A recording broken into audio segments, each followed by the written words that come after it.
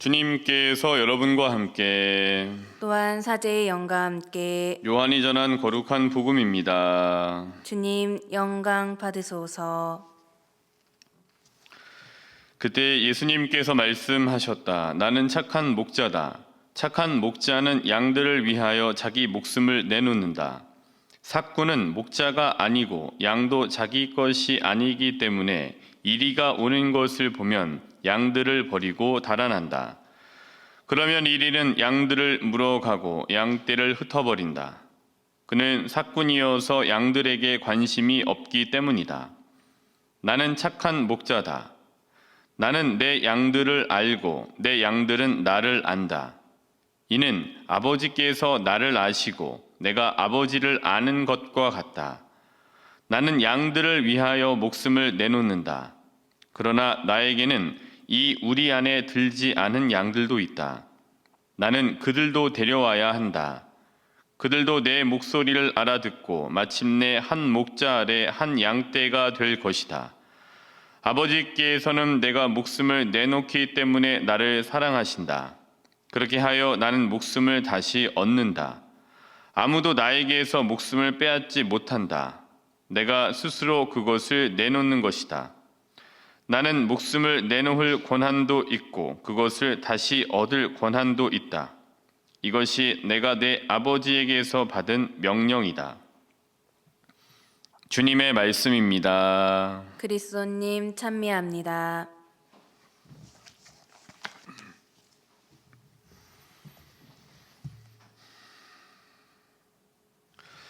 신부로 살다 보니까 이제 임기가 되면 임기를 마치고 또 다른 곳으로 가야 되고 또 거기에서 붙박이로 몇십 년을 사는 게 아니라 또 저희 정서상 또 저희 룰상 몇 년을 또 살면은 다른 곳으로 또 이동을 하죠.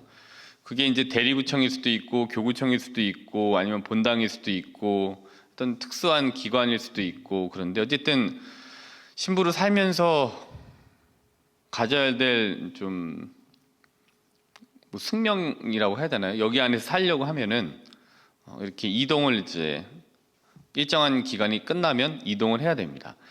그러니까 이렇게 이제 여러 군데를 돌아다니고 또 다른 일들을 맡게 되면서 많은 사람을 만나게 돼요.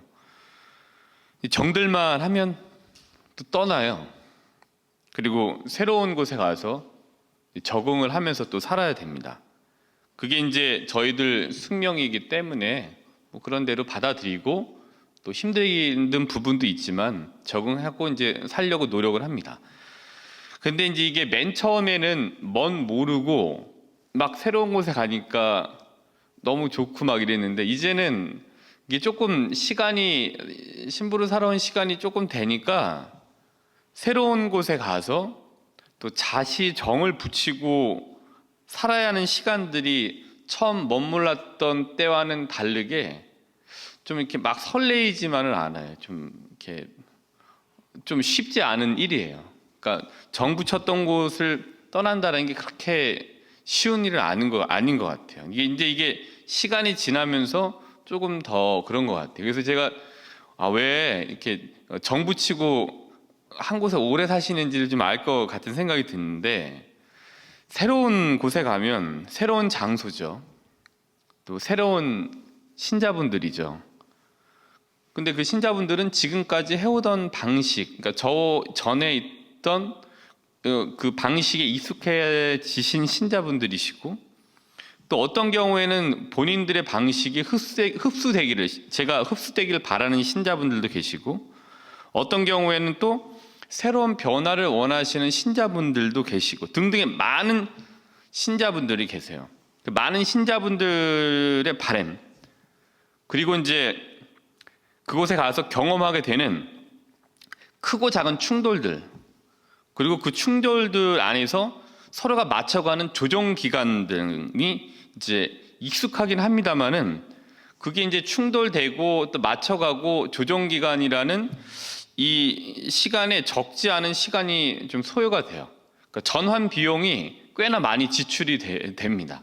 그게 몇 년일 수도 있고 아니면 임기 내내 안 될 수도 있기도 하고 되게 짧을 수도 있고 바로 될 수도 있고 또 한 2, 3년 걸리기도 하고 몇 년 또 안 되기도 하고 이렇게 전환 비용이 좀 그 서로에 따라서 좀 상황에 따라서 굉장히 달라지게 돼요.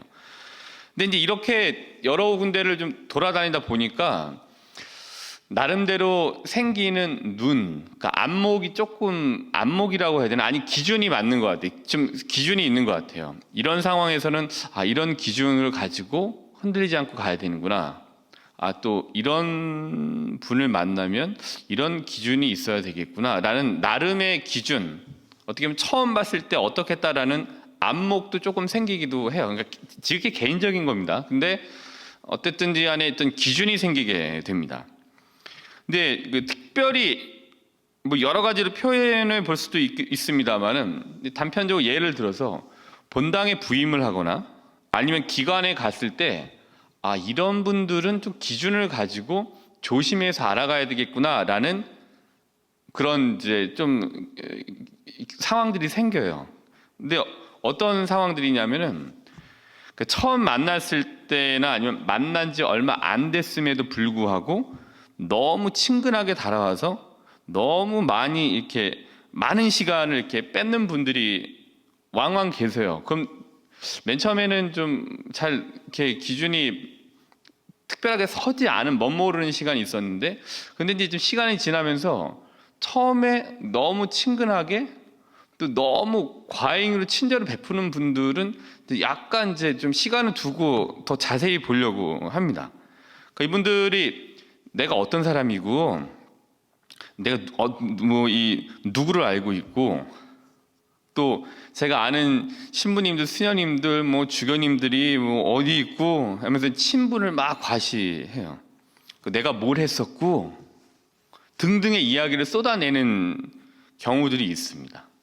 그런 경우에는 뭘 팔려고 하시는 경우도 있어요. 예, 그렇게 막 이렇게 하시고서 결국에는 이제 요번에 좋은 게 나왔다.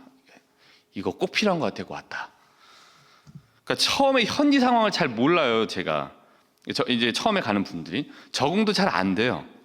근데 이제 그런 상황을 잘 몰랐을 경우에는 처음에 멋모르던 시기에는 이런 분들의 과잉 친절을 또 이런 과잉 관심에 이게 휩쓸리는 경우들이 있었습니다.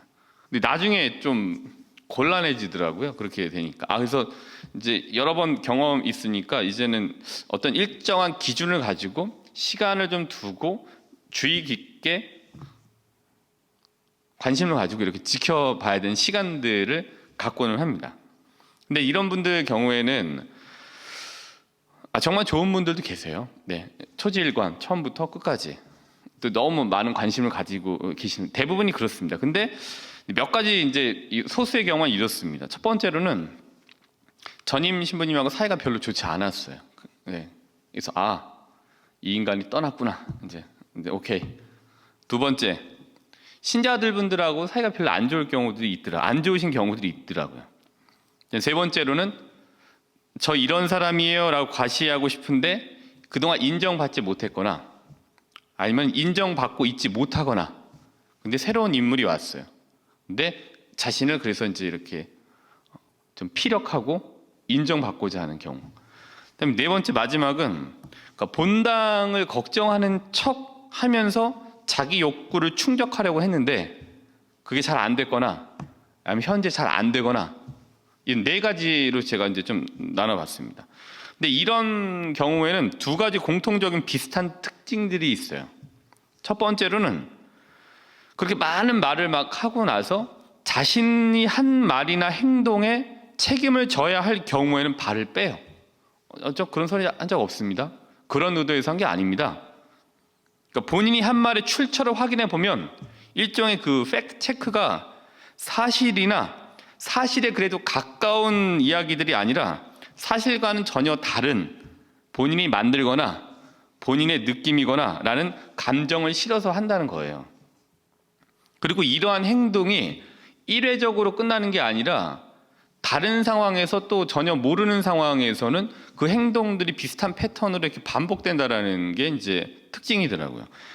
두 번째로는 공동체의 일이 아니라 개인의 일이 중요합니다. 그러나 개인의 지극히 개인적인 일이 곧 전체의 일이 되어야 하는 듯 말하고 행동합니다. 물론 개인의 일이 중요합니다. 중요하지 않다는 것 아닙니다. 중요합니다.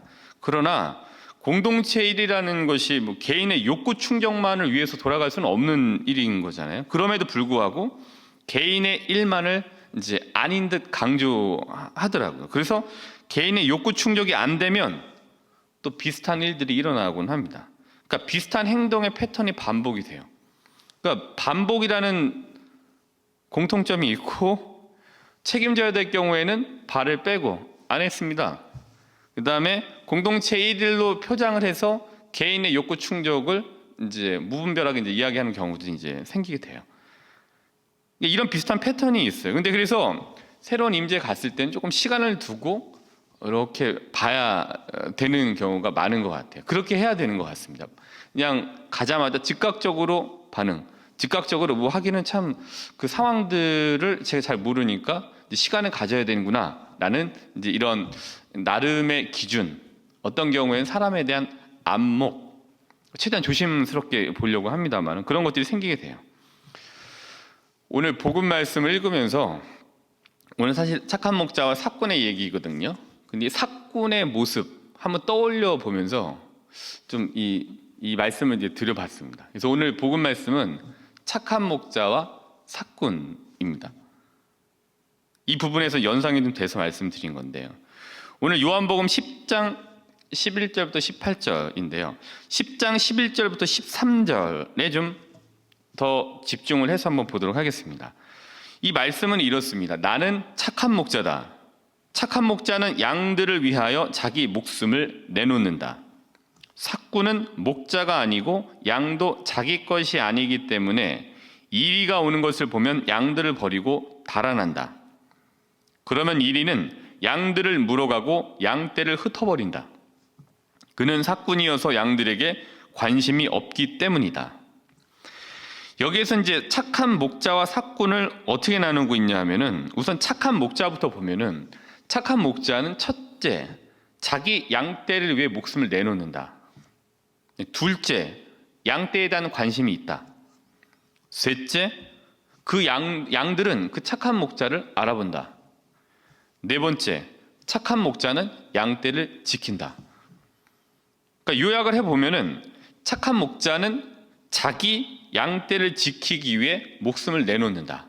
왜냐하면 착한 목자의 관심은 오로지 자신의 양떼에게만 있기 때문입니다. 그러니까 자기의 관심이 오로지 자기가 이렇게 끌고 갈, 보호해야 될 양떼에게 관심이 있기 때문에 양떼를 해야 하는 여러 가지 외부의 공격으로부터 그 양떼를 목숨을 걸고 지키는 거죠. 그게 착한 목자라는 거예요. 관심이 있기 때문에 그렇습니다. 그 관심이 여기에 맞춰져 있기 때문에 그거를 지키려고 하는 본인의 역할에 너무 충실한 거죠. 그게 착한 목자예요.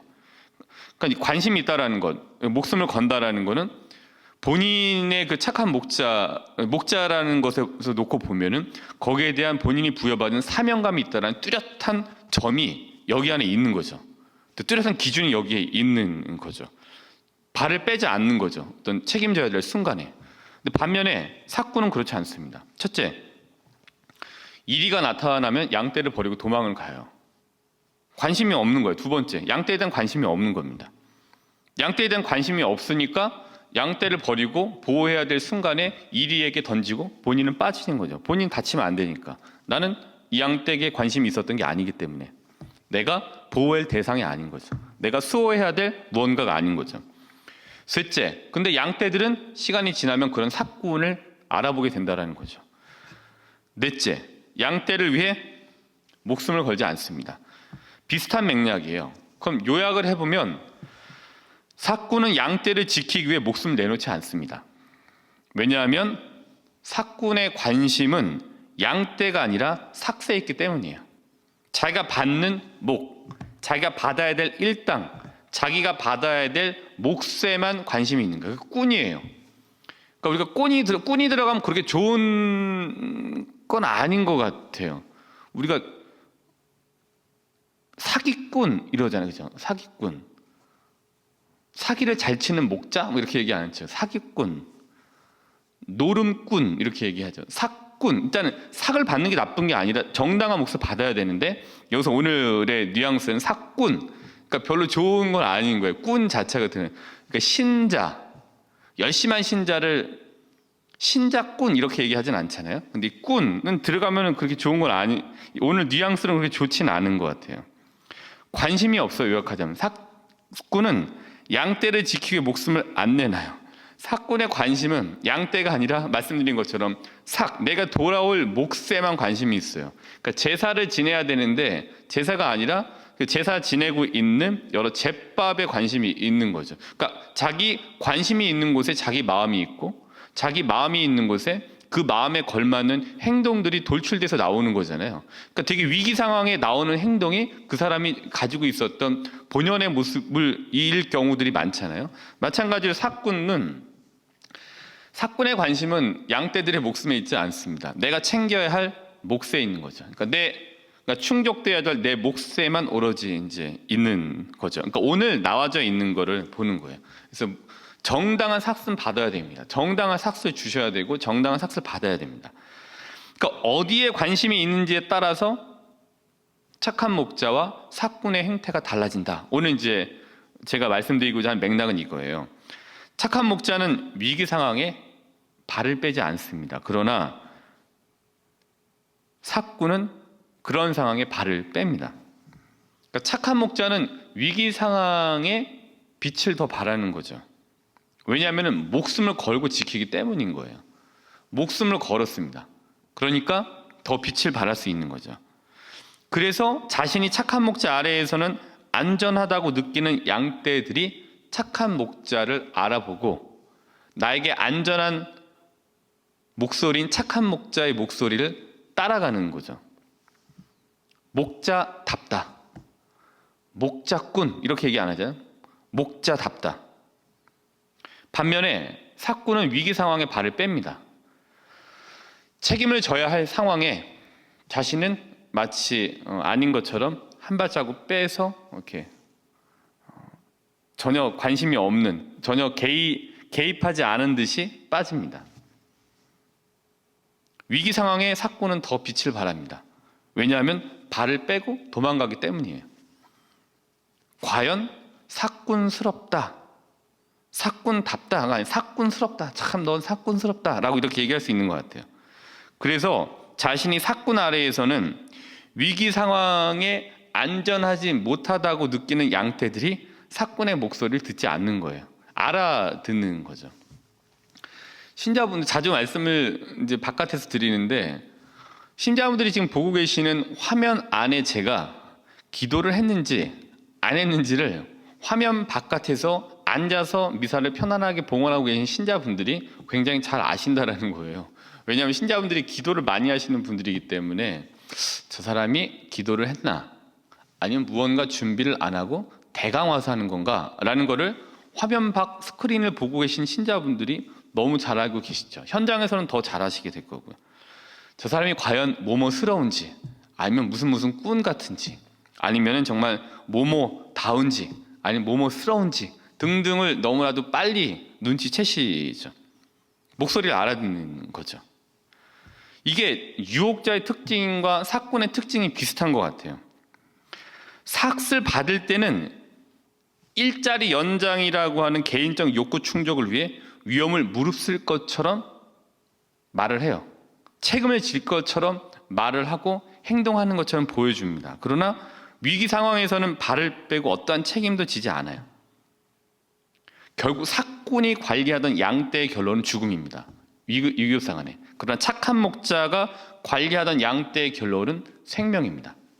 그러니까 착한 목자 예수님 이 안에 있는 우리의 결론은 결국엔 생명이에요. 신앙 안에, 신앙 체계 안에서. 그러나 그 밖은 이제 여러 가지 것들이 이제 위험들이 도사리고 있는 거죠. 이 경우 삭꾼의 모습을 제가 또 어디서 봤냐면은 창세기 39장 1절부터 20절. 그러니까 이 요셉이 이집트로 팔려가잖아요. 형들이 이제 구렁에 빠뜨리고 이제 그걸 이제 팔려서 결국엔 이제 이집트로 이제 가게 되는데 그때 어느 집으로 들어갔냐면은 그 이집트 파라오의 경호대장이었던 포티파르의 집으로 들어가게 돼요. 경호대장이었던 포티파르. 근데 그곳에 들어간 이제 요셉이 이제 거기서 이제 일종의 이제 종이죠, 종. 예. 머슴으로 이제 일하게 됐던 것 같아요. 근데 거기서 이제 하는데 요셉을 이제 하느님께서 보호하시고 특별하게 하느님께서 사랑하고 계셨기 때문에 이렇게 되어져 있습니다. 39장 5절부터 6절까지의 말씀은 주님께서는 요셉 때문에 그 이집트 사람의 집에 복을 내리셨다. 주님의 복이 집안에 있는 것이든 들에 있는 것이든 그의 모든 재산 위에 미쳤다.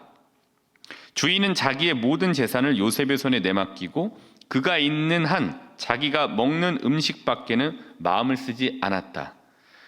그러니까 요셉이 하는 모든 일에 하느님께서 함께 하시고 축복하셨기 때문에 손 대는 모든 것이 흥하는 거죠. 그래서 그를 이제 집안의 이제 관리를 맡겼던 그의 요셉에게 집안의 관리를 맡겼던 그 경호대장 포티파르는 집안일을 신경 쓰지 않을 정도로 안심해도 되는 상황이 있었습니다. 근데 이 주님의 축복을 받은 이 요셉, 또 그 축복을 받은 요셉에게 자신의 집안을 맡겨서 이제 잘 가고 있는 것 같았던 포티파르의 집안에 있었던 요셉이 어떻게 생겼냐? 6절입니다. 그러니까 성경이 정보를 줄 때는 그게 이제 굉장히 큰 영향을 줬기 때문에 쓰여져 있다라고 저희가 알고 있잖아요. 6절에 보시면은 요셉은 몸매와 모습이 아름다웠습니다. 이렇게 되어져 있어요. 그래서 문제는 여기서부터 발생했습니다. 포티파르의 아내가 요셉을 눈여겨보다가 요셉을 유혹하잖아요. 근데 이제 요셉은 이 포티파르의 그 아내, 자기 주인의 아내의 이런 요구들을 이제 끊임없이 거절하죠. 그래도 끊임없이 유혹을 하죠. 10절에 이렇게 되어져 있습니다. 그 여자는 날마다 요셉에게 졸랐지만 요셉은 그의 말을 듣지 않았습니다. 근데 이제 어쨌든 날마다 그렇게 하다가 요셉을 어떻게 유혹할 수 있을까라고 기회를 보던 이 포티파르의 아내에게 기회가 왔잖아요. 이제 하인들이 이제 집에 있던 사람들이 없고 요셉이 이제 뭔가를 하려고 이제 들어왔던 상황이었죠. 그래서 하루는 11절하고 12절을 보시면은 하루는 그가 일을 보러 집안에 들어갔는데 마침 하인들이 집안에 아무도 없었습니다. 그때 그 여자가 요셉의 옷을 붙잡고 다시 유혹합니다. 근데 12절에 요셉은 자기 옷을 그의 손에 버려둔 채 밖으로 도망쳐 나왔습니다. 근데 이 자신의 계획이 무산되고 자기가 이제 처참하게 거부당한 이 상황에 대해서 이 주인의 아내가 하인들을 불러서 얘기를 합니다.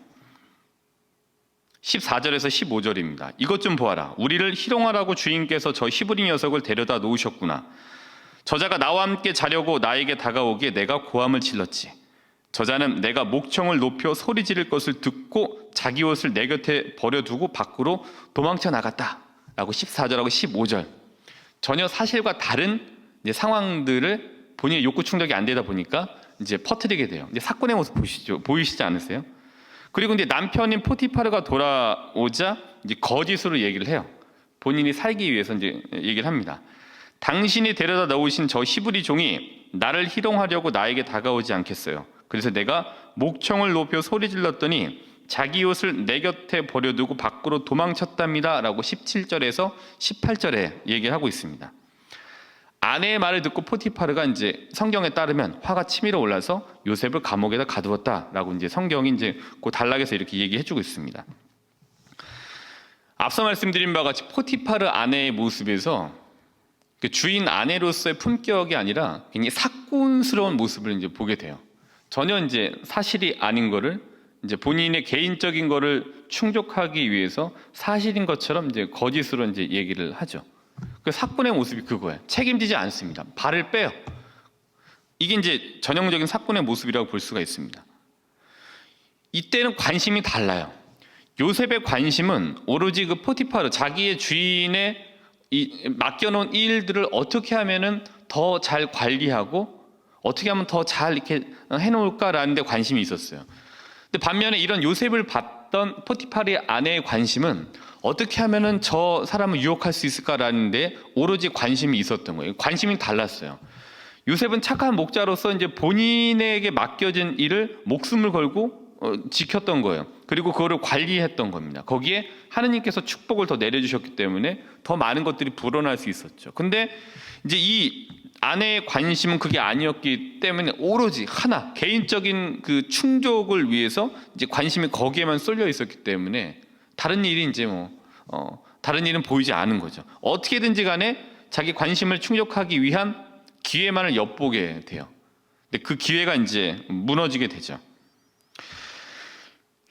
그래서 이제 이 요셉이 그러한 이제 본인의 관심, 그러니까 자기가 이제 맡겨진 일들을 어떻게 하면 잘해낼 수 있을까에 대한 관심을 갖고 거기에 집중했기 때문에 앞에서 이제 언급해드렸던 39장 5절부터 6절까지의 말씀, 주인은 자기의 모든 재산을 요셉의 손에 내맡기고 그가 있는 한 자기가 먹는 음식밖에는 마음을 쓰지 않았습니다라고 이제 보여지는 포티파르의 이제 안도감, 믿음이 여기서 표현되고 있는 거죠.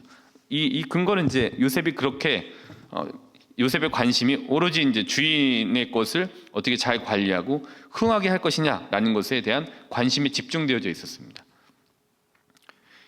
사실 요셉의 일은 보면 다다익선이에요.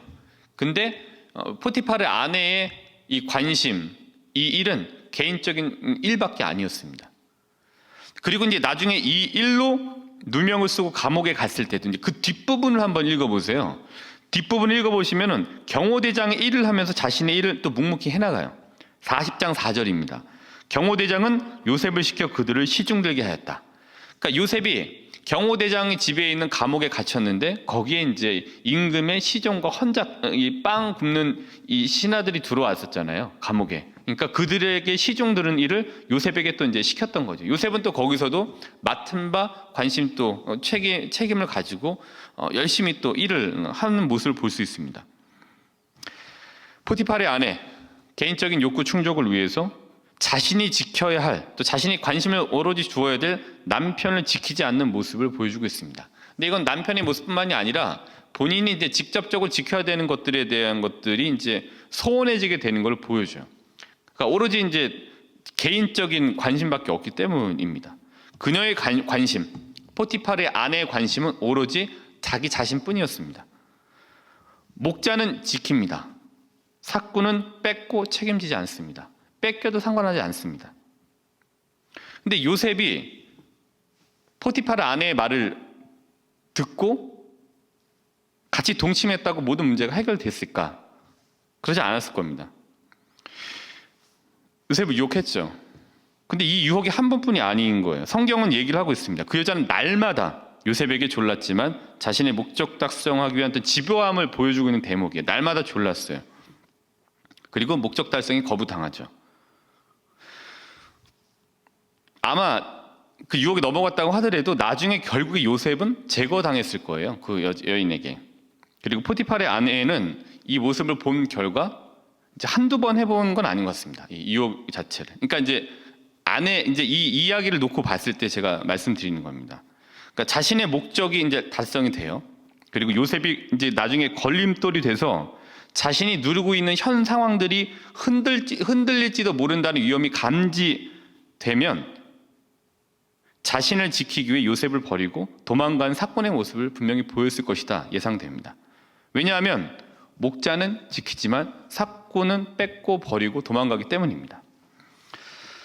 예수님께서 우리를 위해 목숨을 바치셨습니다. 그리고 책임을 지십니다.